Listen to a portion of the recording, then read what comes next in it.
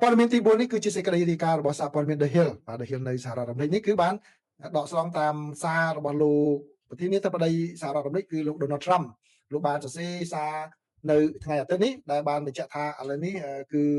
សមាជិកនៃក្រុមប្រឹក្សាសន្តិភាពដែលលោកទើបតែបង្កើតថ្មី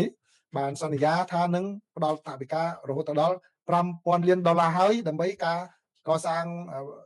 តំបន់ហ្គាហ្សាឡើងវិញហើយក៏មានប្រទេសខ្លះបានបញ្ញាថានឹងបញ្ជូនទាហានរាប់ពាន់នាក់ឯណោះដើម្បីទៅថែរក្សាសន្តិសុខនិងសន្តិភាពនៅក្នុងដែនដីហ្គាហ្សានេះបាទផែនការ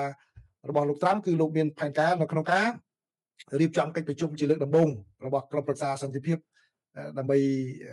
ពិភាក្សាអំពីបញ្ហាហ្គាហ្សានេះនៅថ្ងៃទី19 ខែកុម្ភៈនៅវិទ្យាស្ថានឥឡូវនេះគេដូរដាក់ថា Donald Trump Institute of Peace វិទ្យាស្ថានសន្តិភាព Donald Trump កាលមុនហៅថាវិទ្យាស្ថានសន្តិភាពទេបាទខ្ញុំអាសាទៅកន្លែងហ្នឹងដែរបាទដែលនៅរដ្ឋធានី Washington បាទដែលនេះបើតាមការបញ្ជាក់របស់លោកប្រធានាធិបតីដែលបានបង្ហោះតាមបណ្ដាញសង្គមណាបាទក៏ប៉ុន្តែលោកមិនបានបញ្ជាក់ថាប្រទេសណាជូនប្រមាណទេបាទគឺគ្រាន់តែបើតាមសេចក្តីរាយការណ៍របស់ទីភ្នាក់ងារសារព័ត៌មាន AP ក្នុងពេលកន្លងមកនេះបានរាយការណ៍ថាម៉ាឡេស៊ីបានរំពឹងថានឹងបញ្ជូនកងកម្លាំងស្ម័គ្រចិត្តដើម្បីទៅជួយថែរក្សានឹងរហូតដល់8,000 នាក់បាទ8,000 នាក់តែម្ដងបាទគឺត្រឹមខែ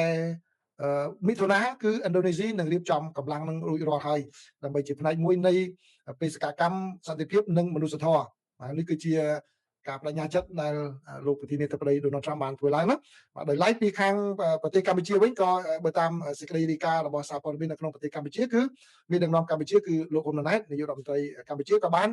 ចាក់ចែងពីប្រទេសកម្ពុជាដើម្បីមក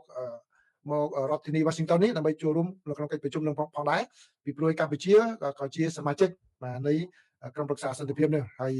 វៀតណាមក៏មានដឹកនាំវៀតណាមក៏នឹងអញ្ជើញមកចូលរួមផងដែរ